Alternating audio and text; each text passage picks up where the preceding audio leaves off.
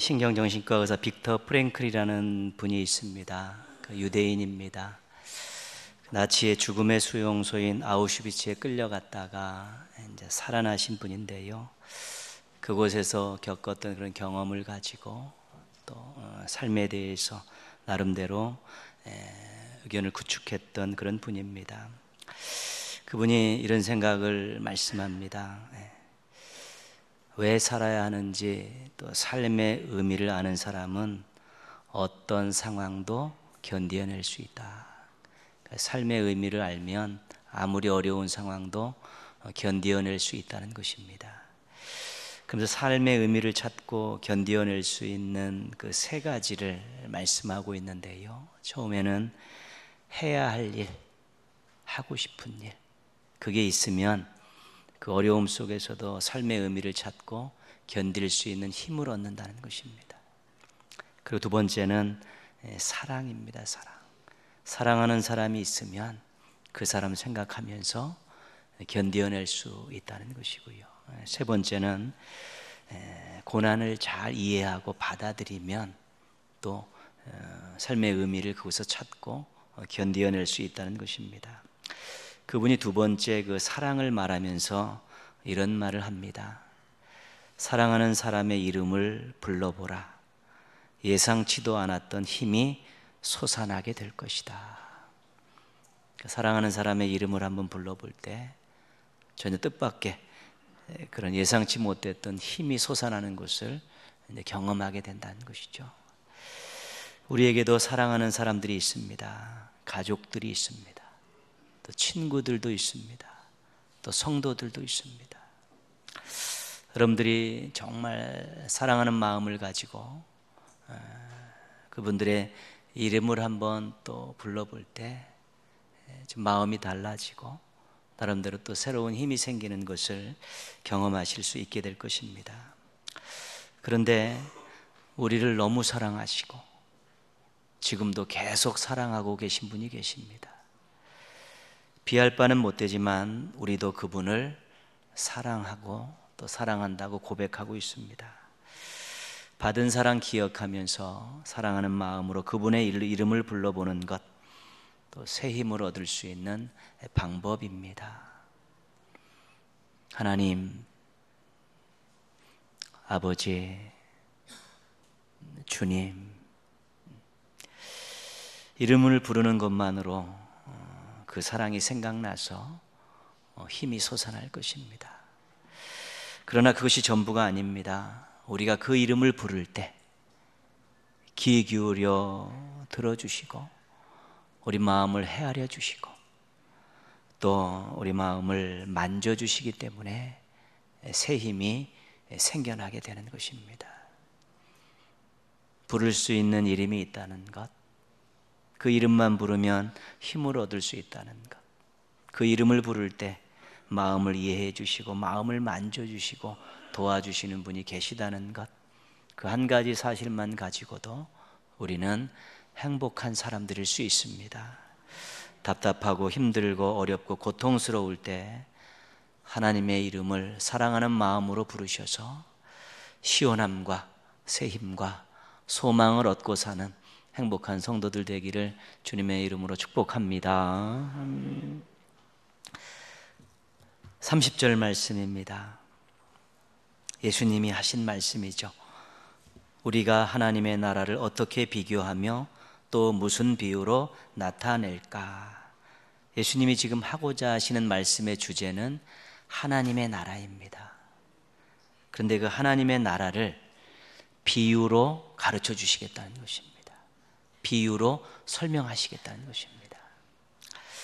예수님께서 공생애를 시작하시면서 외치셨던 첫 번째 말씀이 있습니다. 마가복음의 말씀을 읽어드리겠습니다. 때가 찼고 하나님의 나라가 가까웠으니 회개하고 복음을 믿으라. 예수님 공생애의 첫 번째 외치셨던 말씀의 주제는 하나님의 나라입니다. 하나님의 나라가 가까이 왔다. 회개하고 복음을 믿어야 한다.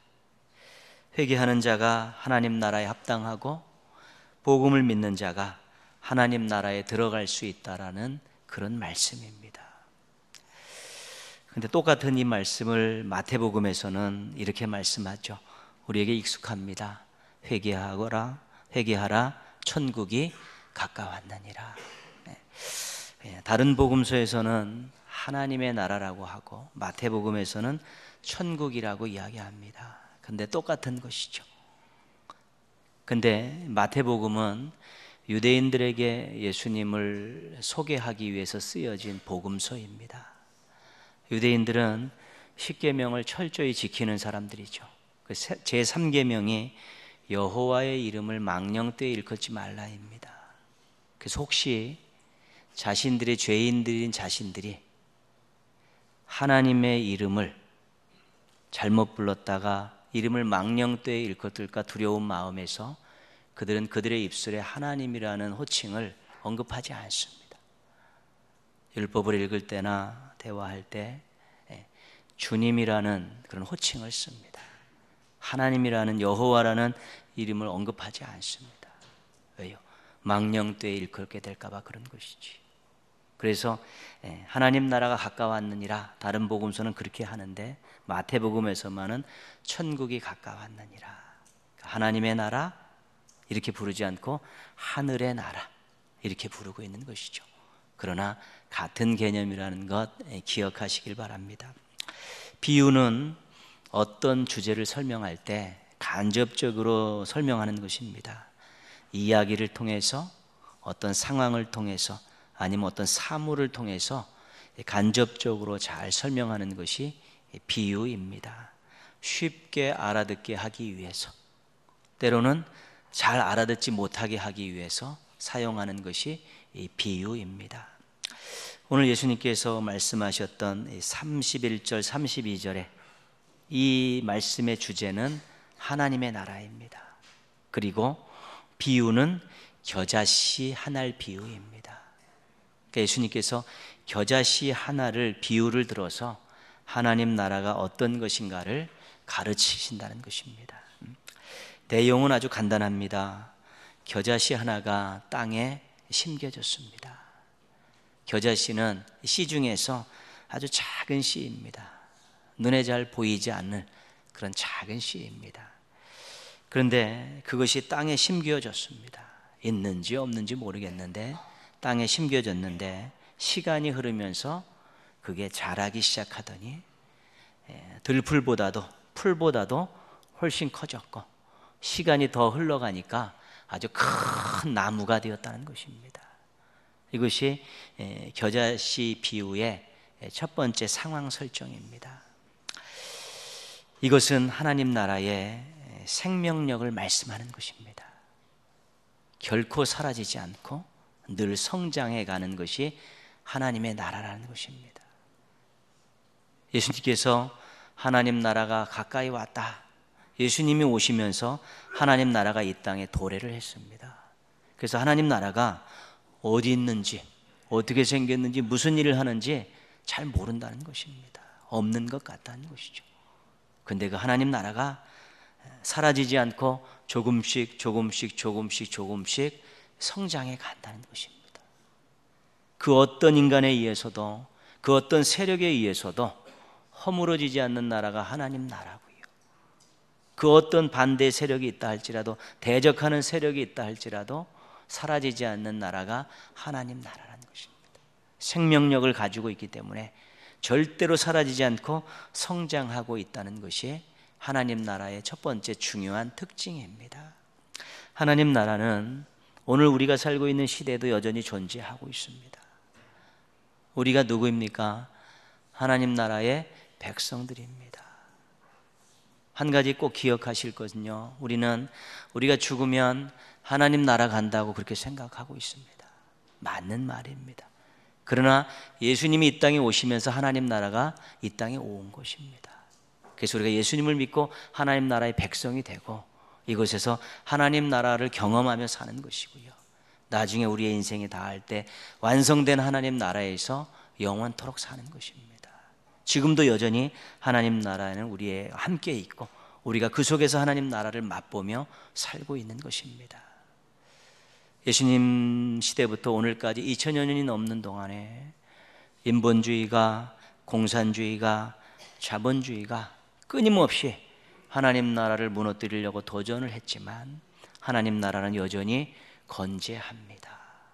하나님이 다스리시고 하나님이 왕이 된 나라이기 때문에 그 어떠한 인간적인 세력에 의해서도, 사상에 의해서도, 이념에 의해서도 무너지지 않는 것입니다. 여전히 하나님 나라는 이 세계에 존재하고 우리는 하나님 나라 백성으로서 그 일원으로서 이 땅을 살아가고 있는 것입니다. 32절 말씀 보시면요, 심긴 후에는 자라서 모든 풀보다 커지며 큰 가지를 내나니, 그 다음 말씀 읽겠습니다. 공중의 새들이 그 그늘에 깃들일 만큼 되느니라. 아멘. 오늘 말씀의 주제이기도 하고요, 제목이기도 하죠. 새들과 그늘입니다. 한 알의 겨자씨가 큰 나무로 성장을 했습니다. 근데 덩그러니 홀로 서 있으면 아무 의미가 없습니다. 그런데 새가 찾아와서 그 그늘에 깃들이는 것입니다. 크게 자란 이 겨자씨 나무가 새와 관계를 맺을 때 의미가 있는 것입니다. 하나님 나라가 무엇과 관계를 맺을 때 의미가 있겠습니까? 여기서 말하는 새는 세상 사람들입니다. 그리고 믿지 않는 사람들입니다. 하나님 나라가 세상 사람과의 관계를 맺고 믿지 않는 사람들과의 관계를 맺을 때 하나님 나라가 의미가 있는 것입니다. 회개하라, 천국이 가까웠느니라. 하나님 나라가 예수님과 함께 세상에 왔습니다. 왜 왔습니까? 세상 사람들과 관계를 맺으려고 온 것입니다. 그들을 하나님 나라의 백성으로 삼으려는 하나님의 계획 가운데 하나님 나라가 임한 것이고요, 회개하고 복음을 믿는 자들을 구원하려고 하나님 나라가 이 땅에 임한 것입니다. 이것이 하나님 나라의 관계성입니다. 하나님 나라는 꼭 세상 사람들과 믿지 않는 사람들과 관계를 맺으려고 이 땅에 왔다는 것입니다. 혼자 덩그러니 멋이고 아름다운 나라입니다, 행복한 나라입니다라고 그냥 광고만 하고 그냥 자랑만 하려고 온 것이 아니라 죄악 가운데 죽어가는 인간 죄인들과 관계를 맺으려고 왔고, 세상에서 갈 길 몰아 방황하는 사람들과 관계를 맺으려고 온 것이 하나님의 나라라는 것입니다. 세상과 관계가 없는 하나님 나라는 의미가 없습니다. 사람들과 관계가 없는 하나님 나라는 필요가 없는 것입니다. 하나님이 세상을 이처럼 사랑하사 독생자를 주셨으니 이는 그를 믿는 자마다 멸망하지 않고 영생을 얻게 하려 하심이라. 하나님께서 왜 예수님을 세상에 보내셨습니까? 사랑하시기 때문에 그렇습니다. 영생을 얻게 하기 위해서 보내신 것입니다. 영원한 관계를 맺기 원하시기 때문입니다. 그래서 하나님 나라는 예수님과 함께 세상 사람들을 위해서 온 것입니다. 믿는 우리와는 이미 끈끈한 관계가 맺어졌고 뗄래야 뗄 수 없는 불가분의 관계를 맺어줬습니다. 그러나 믿지 않는 사람들과도 관계를 맺고 싶으신 하나님의 손 내미심이 하나님 나라라는 것입니다. 초청하신, 이 땅에 하나님 나라가 오셔서 초청하시는 것입니다. 와라. 목마른 자들도 오고 배고픈 자들도 와라. 인생의 갈 길을 못 찾은 사람도 오고 하늘의 소망을 갖길 원하는 사람도 오라고. 하나님 나라는 이미 손을 내미는 하나님의 손입니다. 관계를 맺기 원하시는 하나님의 손 내미시기 때문에 여전히 세상 사람들 향해 열려 있어야 되고 세상 사람들을 품어야 하고요, 그들이 이곳에서 하나님 나라에서 영생 복락을 누리기를 원하시는 것입니다. 그늘은 무엇입니까? 그늘은 크게 자란 겨자씨 나무가 새들에게 주는 선물입니다. 새들이 와서 그 자리에 앉아 깃드는 것이죠. 쉼의 시간을 얻고 또 나름대로 거기서 유익을 얻도록 만들어준 그런 자리입니다. 이것이 바로 하나님 나라의 영향력입니다.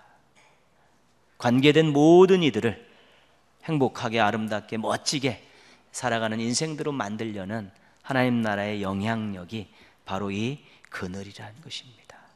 하나님 나라는 무거운 짐진 자들을 쉬게 하는 능력을 가지고 있습니다. 절망하는 자들에게 소망을 주는 영향력이 있고요.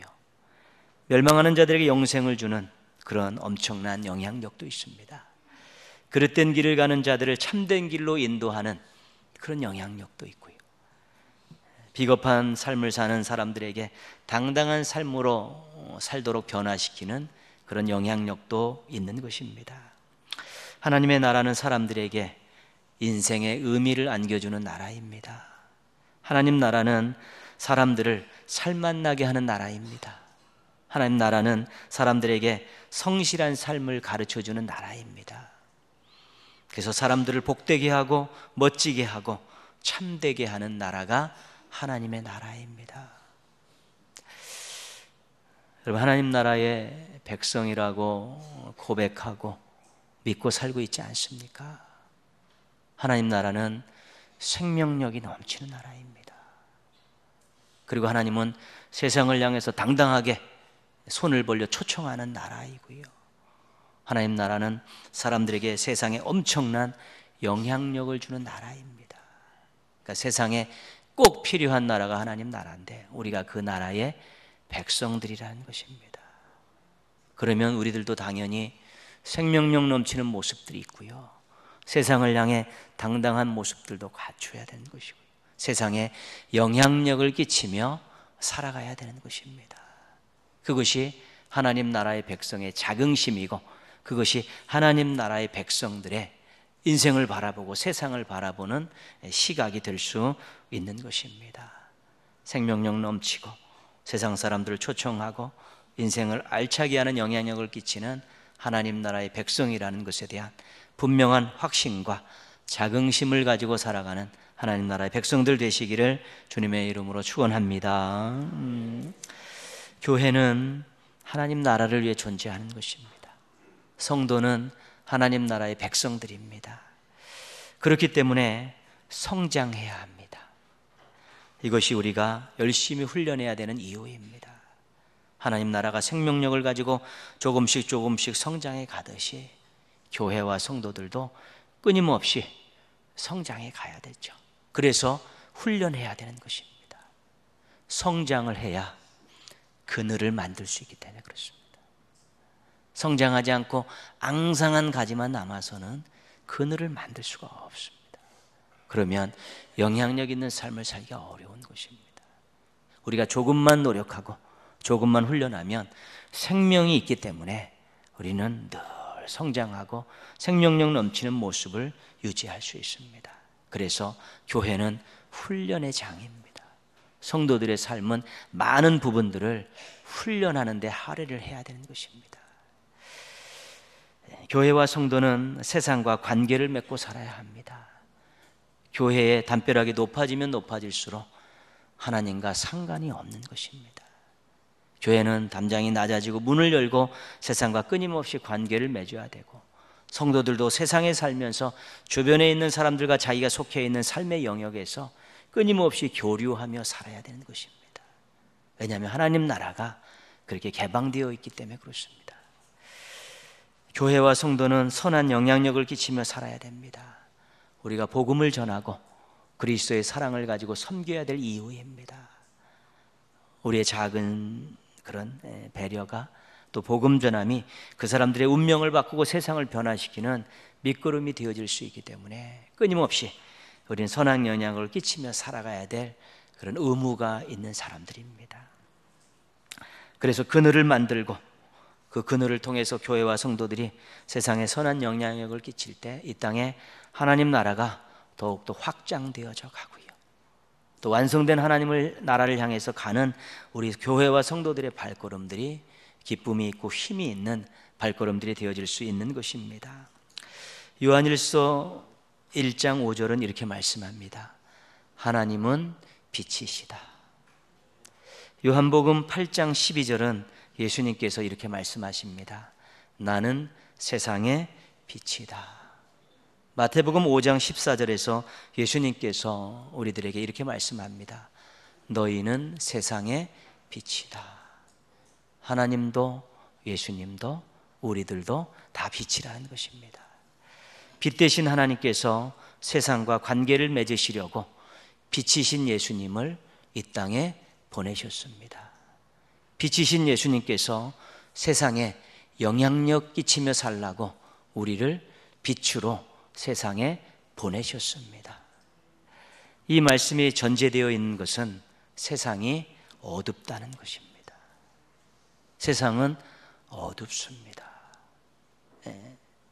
여전히 악한 공중권세 잡은 자들이 다스리고 있고요.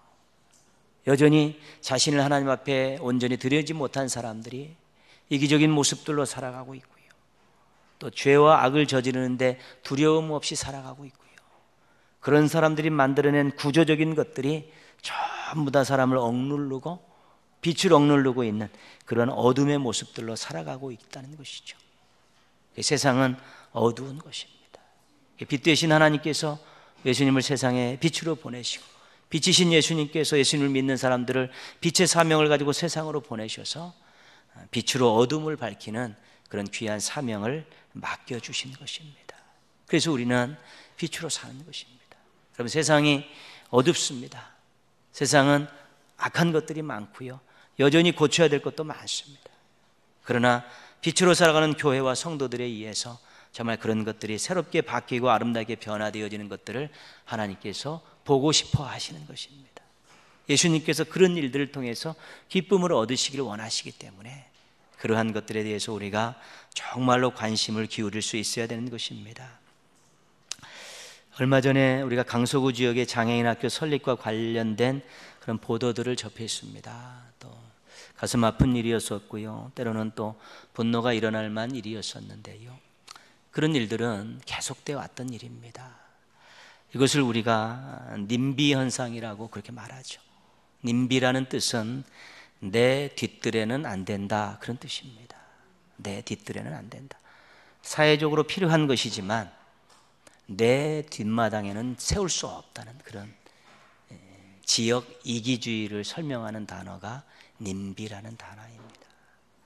예전에도요, 교도소나 화장장, 쓰레기 매립장 같은 것 계속 반대하고 지금도 반대하고 있죠.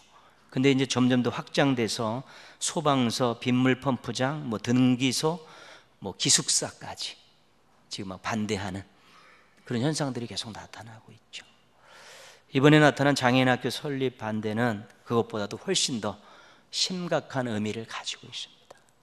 여전히 우리 사회가 장애인들에 대한 편견이 심하다는 것입니다.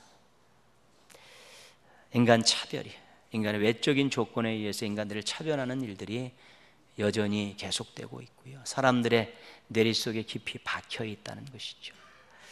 그리고 아이들 교육보다 집값이 더 중요하게 여긴다는 이 사실은 충격적인 것이죠. 여전히 물질이 최고입니다. 여전히 자신의 재산에 손해가 나는 것은 생명을 걸고 막겠다는 그런 의지들이 팽배한 것이죠.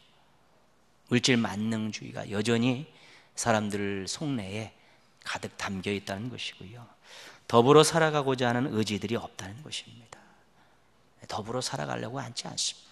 나만 손해보지 않으면, 나의 이득에 해만 끼치지 않으면 그냥 냅두고 혼자 살겠다는 것이죠. 이런 것들이 왜 심각합니까? 이런 것들을 하나님께서 싫어하시는 것입니다. 이런 것들이 어둠이고 이런 것들을 밝히라고 끊임없이 성경에서 이야기하고 내용들이 전부 이런 것들에 대항하는 내용들입니다. 이런 것들이 팽배해지면, 이런 의식들을 고치지 않으면 세상은 점점 어두워지는 것입니다. 그래서 신앙인들이 정말 사람들을 존중히 여기고 물질보다 하나님을 더 잘 섬기며 하나님을 사랑하는 그런 사람들과 더불어 살아가는 그런 세상을 만드는 것이 영향력입니다. 또 빛된 삶이기도 한 것입니다. 그런 것들이 얼마나 중요한 일인지 모릅니다. 교회와 성도들이 만들어야 될 그늘이 이런 것들입니다.